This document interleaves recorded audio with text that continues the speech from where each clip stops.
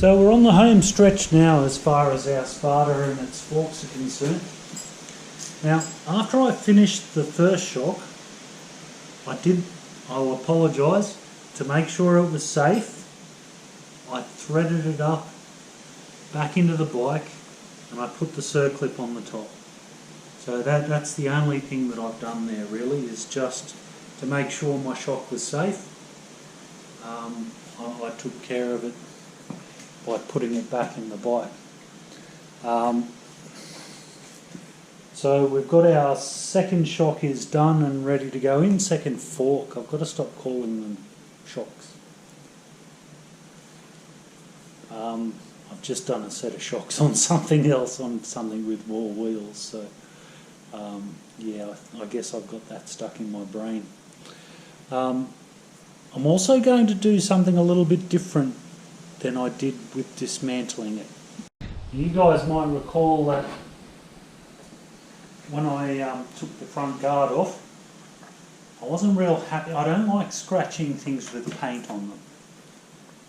That's fairly self-explanatory, I guess. So what I want to do this time around is dare to be different, and I'm going to try putting the guard on and then the fork. Just one, maybe two.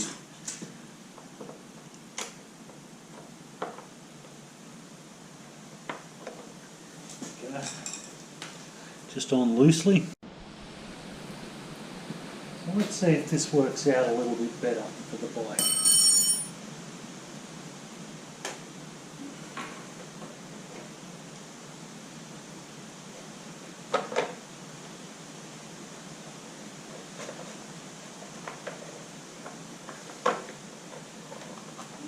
So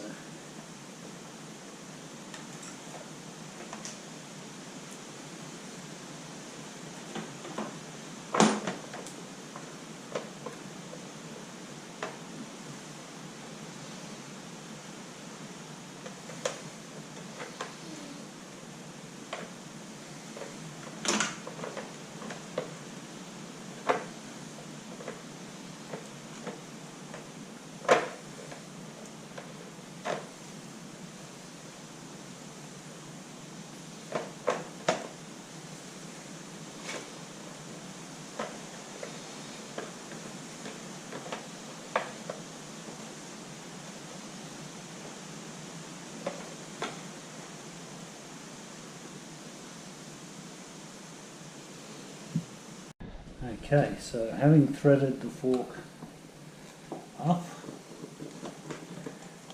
I'm just going to drop it back down again. We're going to put the bar back on,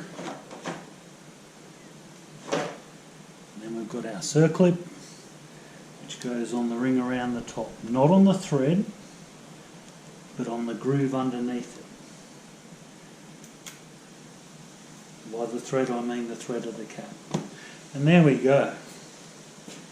That wasn't too bad, was it?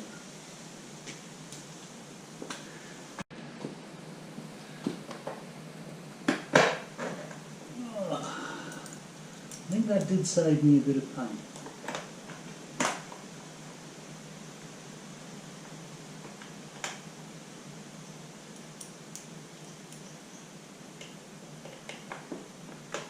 I'm going to leave that in there loosely because I suspect I'm going to have some real fun when I go to put the wheel on.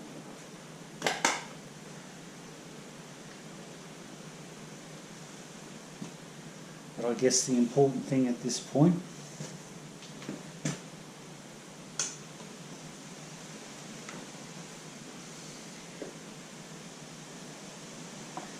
is to get everything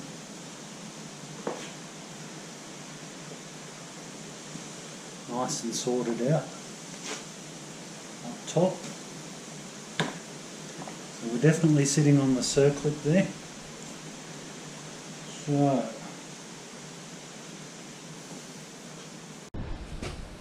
oops, sorry about that view before. Anybody who's traumatised, I'm really sorry. Okay, so we've got our bars. Now all of the weight's being held by that circlip at this point. So we can actually start at the top and work our way down.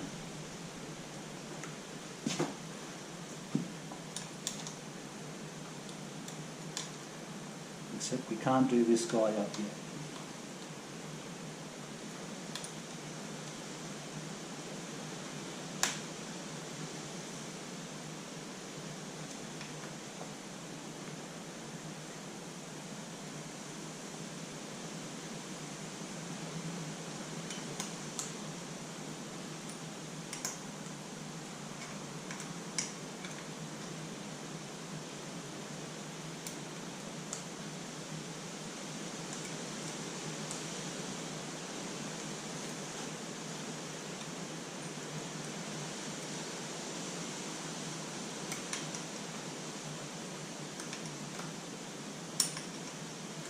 I wasn't shy about unthreading that, was I?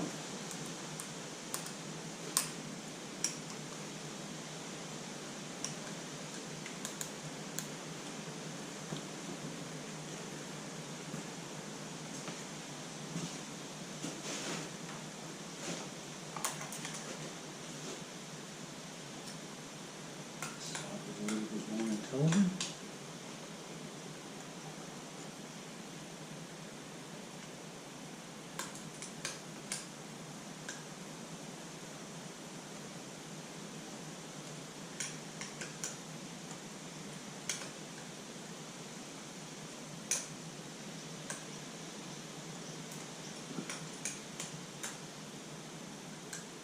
These guys have to be firm.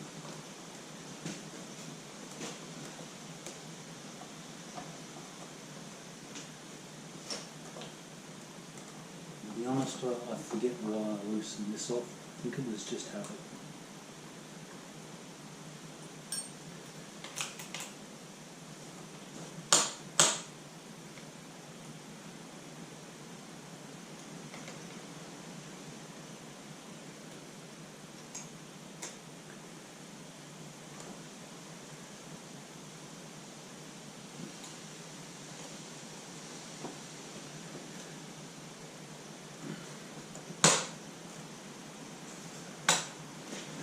Okay, so far so good.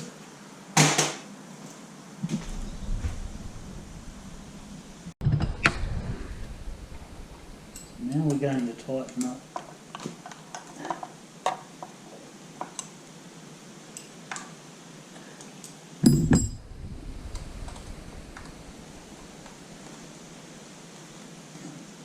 our top Allen bolt.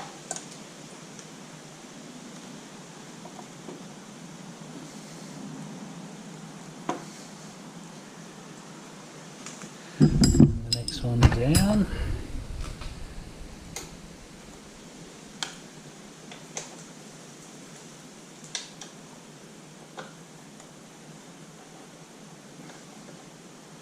Obviously these guys need to be firm, but you'd be amazed at how much clamping power is there. So you don't need to break anything tightening it up.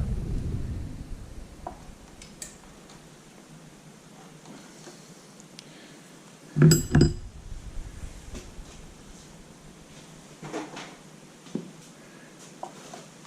I'm going to try and get this guy back to where he belongs.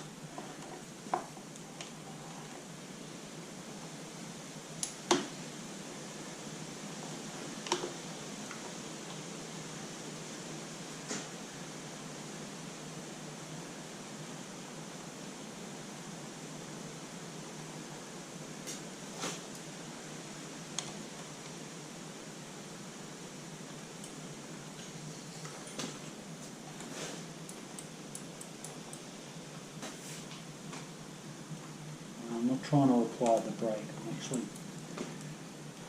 making sure that I return it to where I like it. I do share this bike with somebody else.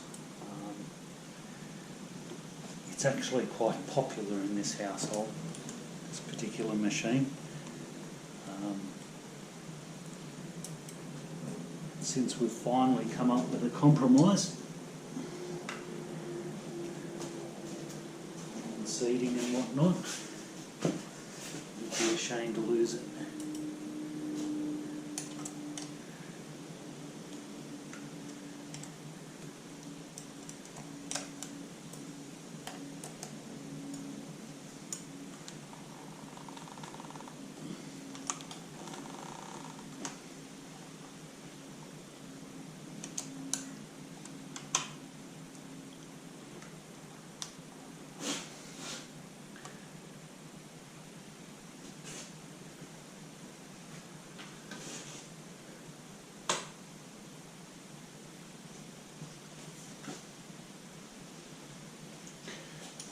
With these guys a bit later.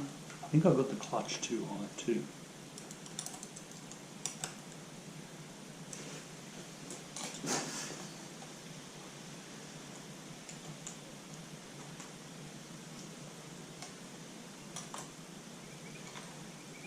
Sadly, these are the things that you have to sit on the bike to really get right.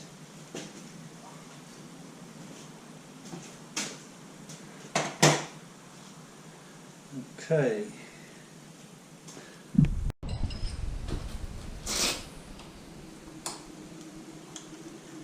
Doing the other side of the clamps. That assembly from there and through the middle is called your triple clamp. That might be useful for you one day, especially if you run at the back of the car and bend one. We do actually have a bike here that has a bent triple clamp and suspected bent fork tubes.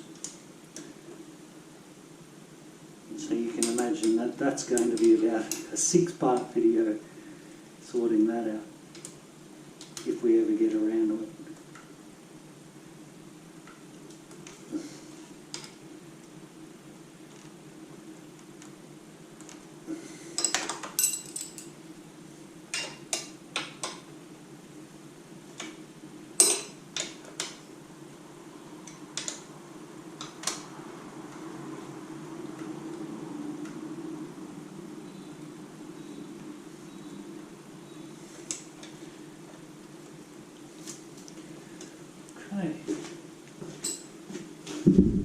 Now,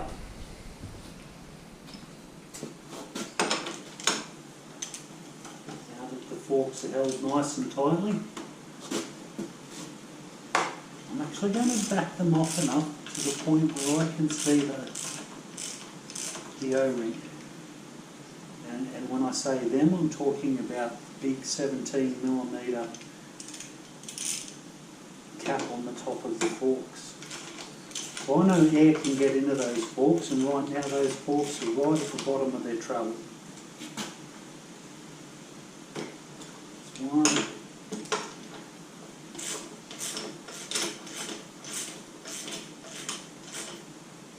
There we go.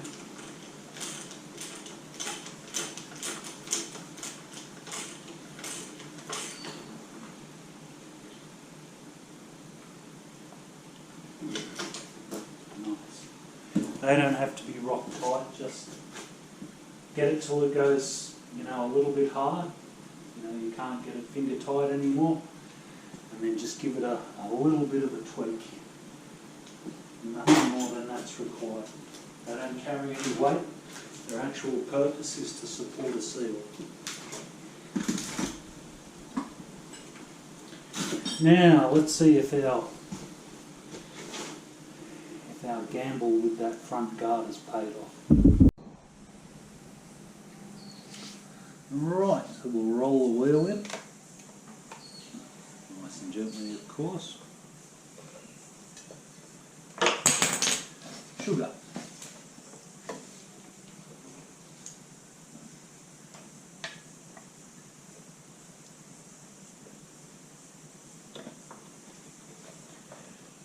I've not quite worked this mechanism out, but as far as I can see, that tang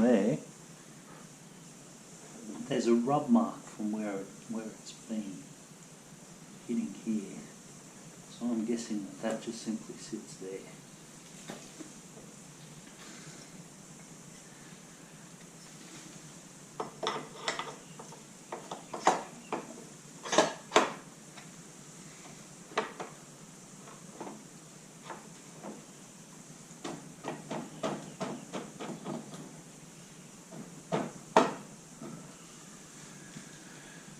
Okay, now if I keep hitting that, that'll actually go through. So I've just used the old mark to determine where it's going to sit roughly.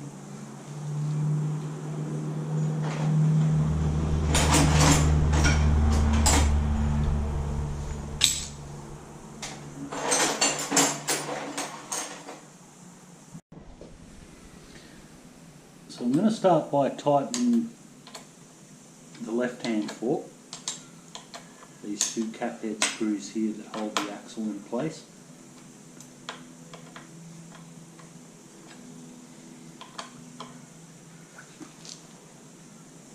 Once again, they just need to be firm.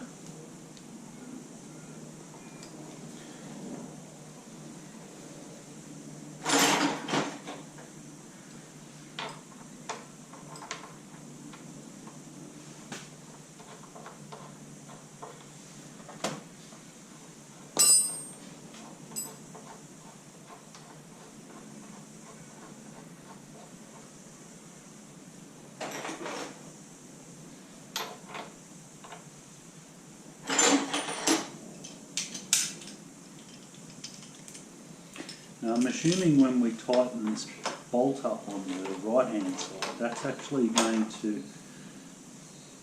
bring the forks in up against the spaces in the wheel. And it probably doesn't have to be too tight.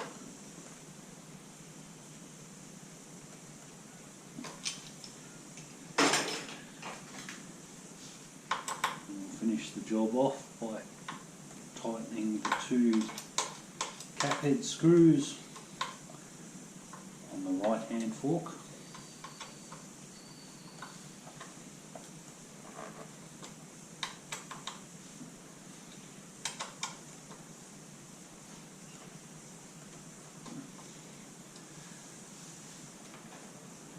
Okay, so there's no sideways motion there, but the wheel turns quite easily.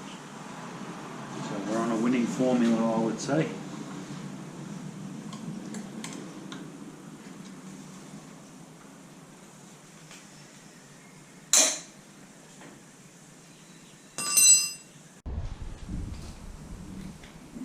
Now I'm always cautioning you guys never to squeeze the brake lever while your caliper is off, because that makes the pistons push in the pads, and then we can't get the brake pads to go over the disc.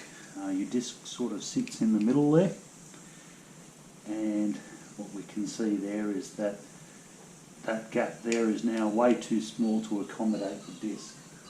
So it's about time that I showed you guys how to deal with that. Most of the time you can just use a G-clamp.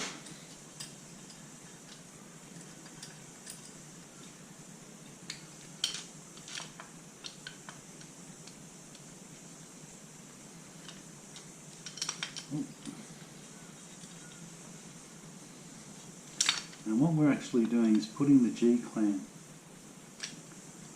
onto the pads.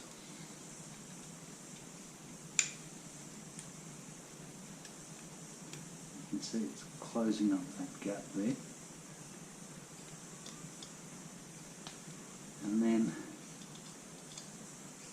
as we tighten up the G-clamp, it's pushing the pistons of the brake caliper.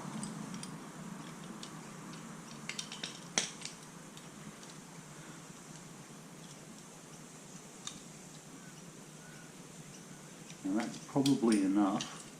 You don't want to go nuts with this,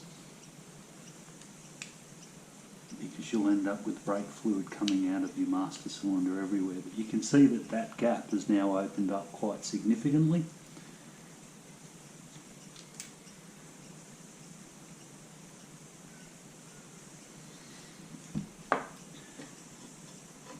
And our caliper now goes easily over the disc.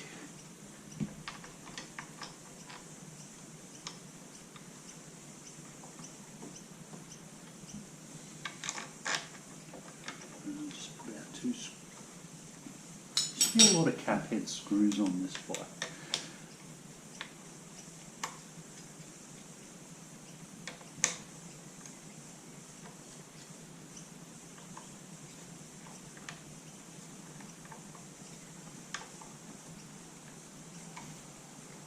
don't know if that's normal. I'll look at another Spada a bit more closely. Or if that, some people just like tarting their bikes up with cap head screws. I don't mind that look, it's not bad. But my interest has become more restoration than anything else these days. So I tend to go to standard items, or items that are aftermarket, in instances where you can't get the standard item, and aftermarket items that look like the real deal. So we're just going to check our handiwork there by pressing by working the brake lever, and you can actually see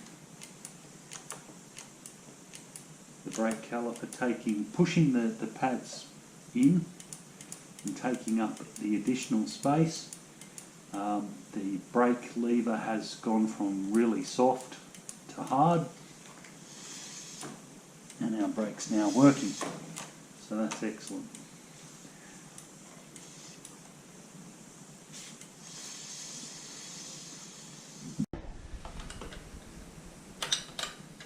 Just tightening up the horn.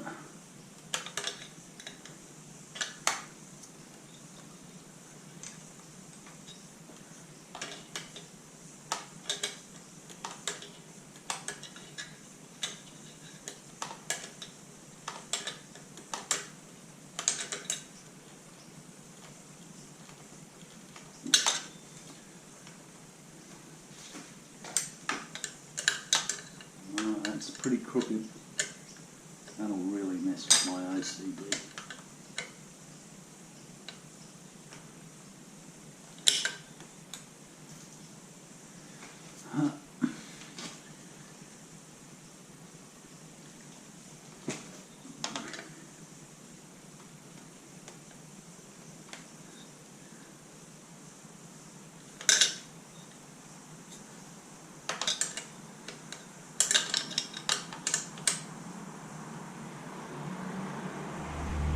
Right.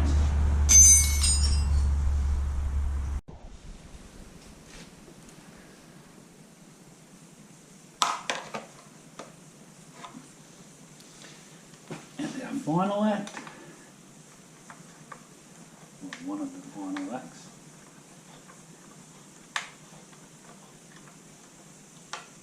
Just finger tighten the guard first.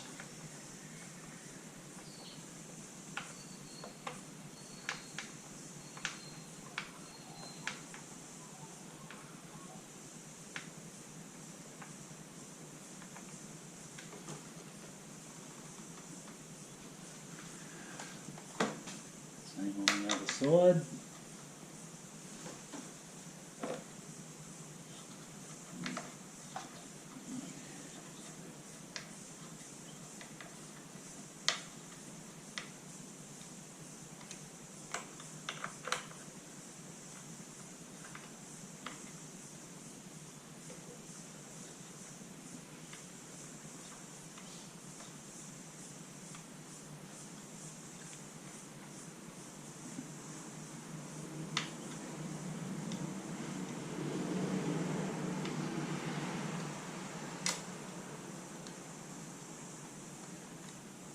These just have to be nipped up, nothing incredible, just enough to stop your guard from falling off.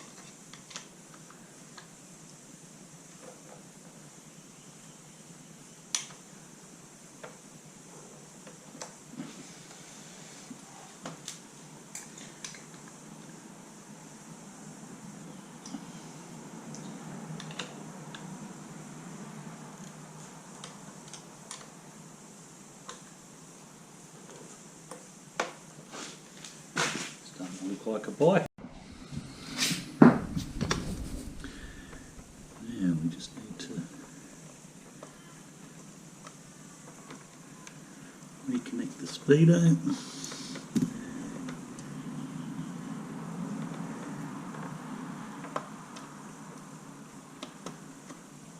So the drive has a slot, and there's one in the end of the cable.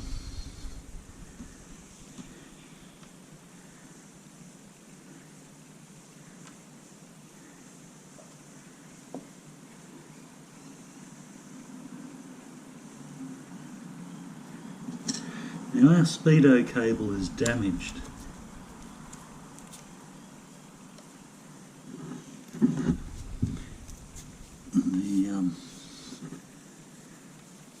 There's a countersunk screw that I'm screwing in now that retains it. And ours has been broken, which is a little sad. But we'll get away with that short term just by popping him back in there. And we'll have to put a speedo cable on the shopping list, I guess.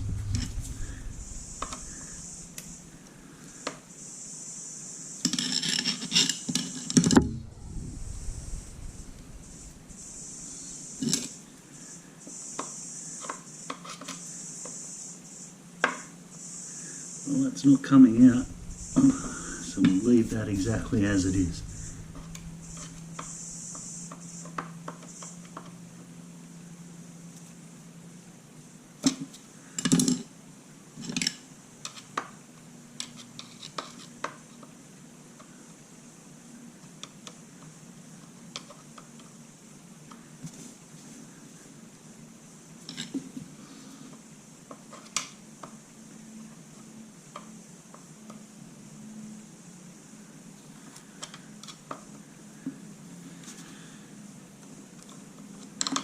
Damn it.